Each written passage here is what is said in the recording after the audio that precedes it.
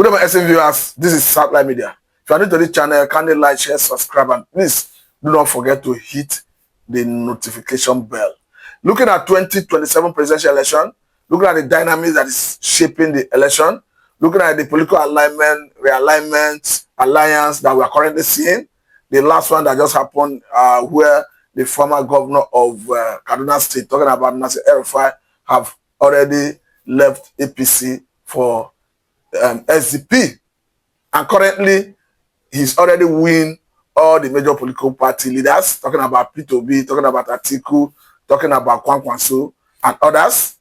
And one point is clear here: if all the oppositions are to go into the next round of election as a fragmented opposition, it's going to be a Herculean task for any of them to emerge victorious. It is irrespective of whether Tinubu did well or not. And we may likely see a repeat of 2023 situation. I'm not endorsing the election of 2023. I'm not saying it was free, fair, and credible. But the point is, if you are going into the election as a fragmented opposition, you are definitely giving the ruling party an advantage. We understand that even in 2015, before the opposition could oust the former president, talking about Goodluck Jonathan, they have to come together. We had a situation where both the New Nigerian People's Party, ACN, the NACN, the new PDP, CPC, they all came together under the one platform called APC as a formidable force before they could defeat PDP. In the same vein, though they have been trying before then, and they were not able to make any inroad until they came together. So in the same vein, come 2027, if the opposition political parties are to go into the election as a fragmented opposition, it is going to be a Herculean task for any of them to emerge victorious. It is going to be as if they willingly, on a platter of gold, handed the presidency back to Tinubu. Because you cannot rig election successfully in an area where you are not popular. But invariably, once they go into the election as a fragmented opposition, naturally, Obi will win all his strongholds. There's no argument about that. Atiku will win his stronghold, and Kwankwanso will win his stronghold. I think that is what actually transpired in the last election of 2023. But at the end of the day, the important thing is who emerged victorious. Because once you become the winner, it is irrespective of the percentage or the number or the difference between the winner and the second runner-up. The winner takes it all. So it is on that basis, all the opposition political parties, their leaders, the political gladiators must look beyond personal interests. If for any reason they are interested in having a shot at the Aso Rock, they must look beyond personal interests and perhaps form a common front. Anything short of that, I must tell you, they are giving a Tinubu automatic second term. There is nothing anybody can do about it. Considering what they normally regard to as the power of equivalency in Nigeria. Normally, a power of equivalency ought to be how you're able to use the position to deliver the dividends of democracy to the people as a way of winning them, magnetizing vote based on what you have done. But in this part of the world, that is not what they mean by power of incumbent power. In this part of the world, what incumbent power means to politicians is the ability to have access, to have power, to control the police, to control the army, to dictate for INEC, to dictate for DSS, to use all the government institutions to your own advantage. Though we know it's not constitutional, but in this part of the world, when they say power of equivalency, that is what they mean. So the only way you can go into the election and you are successful at opposition with the current scenario in Nigeria is to go into the election as opposition through a united front. Once you are fragmented, I must tell you, you have given Tinubu a second term. We understand that currently, all the oppositions are looking at ways to dislodge the President Senator Ahmed Bola Tinubu from Aso Rock. But let me quickly say this, that if all the opposition political parties should go into that election as a fragmented opposition, of course, it will amount to giving Tinubu a second term in office. Because if a Kwankwanso, an Obi, an Atiku, perhaps an El-Rufai should be on the same ballot. It should be on different ballots, and the Tinubu is equally on the ballot. Definitely, the opposition will fragment the vote, and at the end of the day, it will give a Tinubu an opportunity to go back to Aso Rock. The way it is, we understand that someone like El-Rufai have since defected to the SDP from APC. Of course, at the time he accused the APC of lacking internal democracy. He even debunked the impression that it was a security report that made the president, Senator Bola Tinubu, to drop him as a minister then. According to him, that Tinubu at a point changed his mind and didn't want it in his cabinet.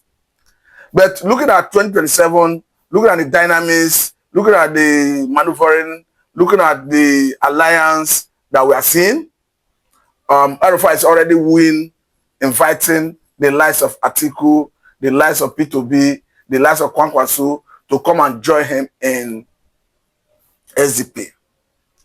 And of course, if all the oppositions can put their heads together, put all their eggs in one basket, I must say that Tinubu have every reason to be worried. Because if you look at 2015 election, before the then President Jonathan could be defeated under the PDP, it took all the opposition to come together. At the time, we had the likes of ACN, the likes of CPC, that is Buhari's party then, the likes of New Nigeria, New PDP, coming together under one platform called APC. Of course, there was a coalition then that gave rise to the current APC. So until they were able to put force together and form a united front, it was not possible for opposition political parties to oust PDP from Aso Rock. Of course, PDP boasted then that they were going to rule Nigeria for 60 years. In the same vein, we are seeing APC in that trajectory. But currently, I think El-Rufai made it very clear that Tinubu may go the way of Jonathan. Because according to him, that before the 2015 election, which saw Buhari defeating Jonathan, that the Jonathan's kinsmen were denigrating the North, despising the North, and that they paid for it, going by the defeat of Jonathan in that 2015 presidential election. In the same vein, they have equally accused the Southwesterners that they are equally denigrating the North, they are equally despising the North. That care is not taken, that they will pay for it. But the way it is, looking at the way election is won in Nigeria, we understand that someone like El-Rufai made it very clear that before he defected, that he consulted Muhammadu Buhari. Even if Buhari have come out to say that he remained an APC person, that he's not going to defect to any other political party. Of course, the party that gave him the platform to rule Nigeria for 2 consecutive terms.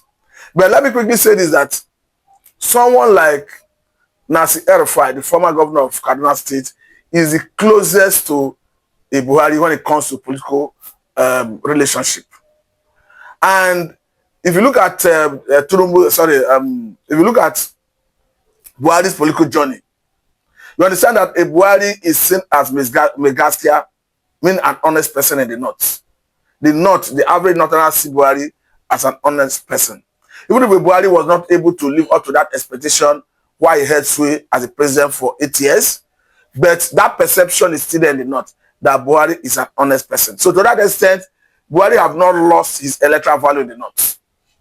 So it goes to show that if an El-Rufai is able to woo perhaps a Buhari to get his support, it's going to show that in 2027, a Tinubu will not have a major vote in the North. Because if eventually El-Rufai is able to convince a Buhari to support him, or whatever political agenda he has, to support that agenda against a Tinubu, I'm going to tell you that the government of Tinubu have every reason to be worried.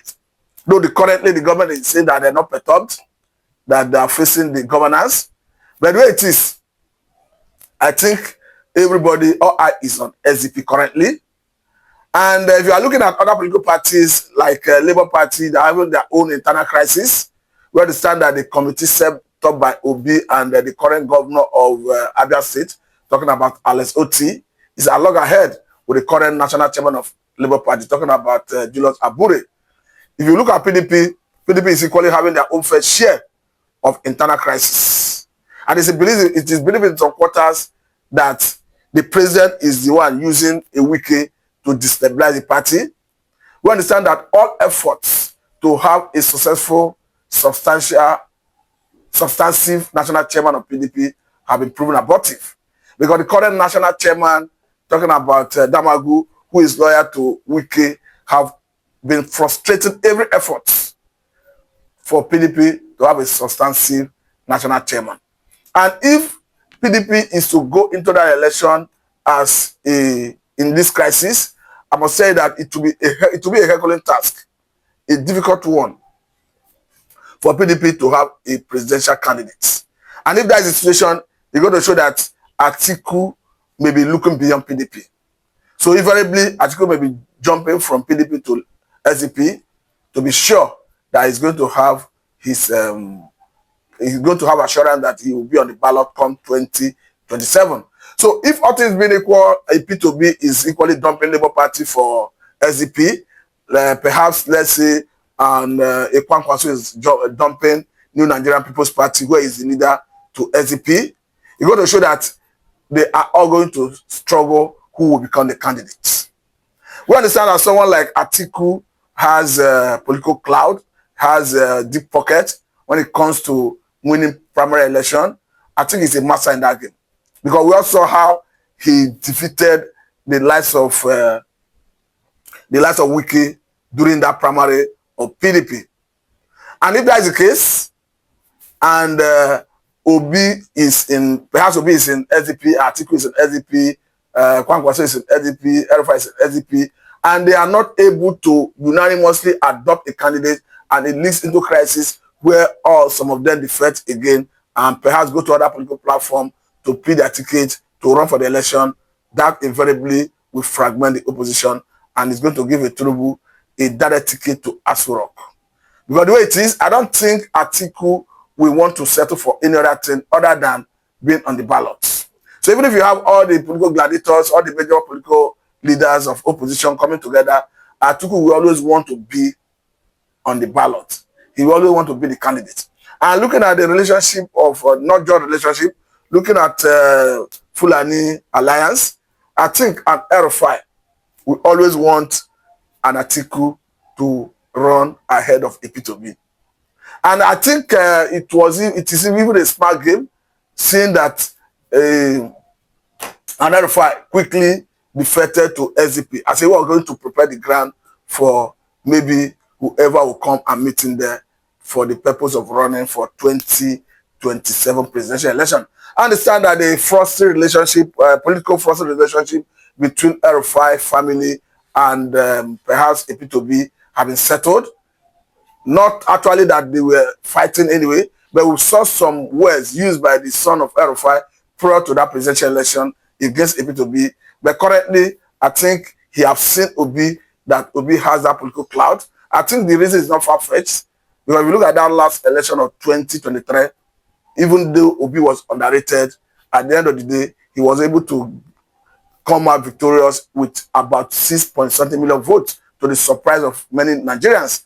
And this is somebody who, before the election, people felt that the obedient movement was just on the internet or just on social media, that they were not on ground. And then they were mocked that it is a party without structure. But invariably, the Nigerians and the world were shocked when they saw the support the man Obi had. Not just even the build up to the election, almost everywhere he went to campaign, we saw the mammoth crowd that greeted it.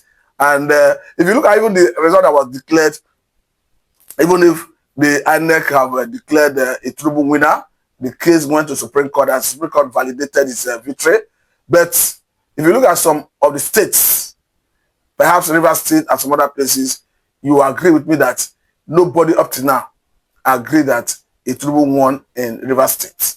And if you look at the show Obi had in Lagos State, that was, of course, a surprise to many who are many political pundits, that Obi could be able to pull that weight. But generally speaking, if all the opposition cannot come together for the purpose of a common front in this forthcoming 2027 presidential election, it is as if they will hand over Aso Rock to Tinubu for a second term. It is irrespective of whether Tinubu perform in office or not.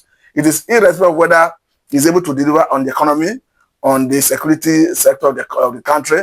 Once the opposition cannot come together to front a common front, they go into that election as a fragmented opposition. Definitely, Tinubu is going back to Aso Rock for second term. So it is up to the opposition to determine what they want. If they want to place perhaps personal interest against over and above every other consideration, and it is after the election they would have learned their lesson. I must say very big thank you for your time. Well, this is Satellite Media and I'm Mr. Matt.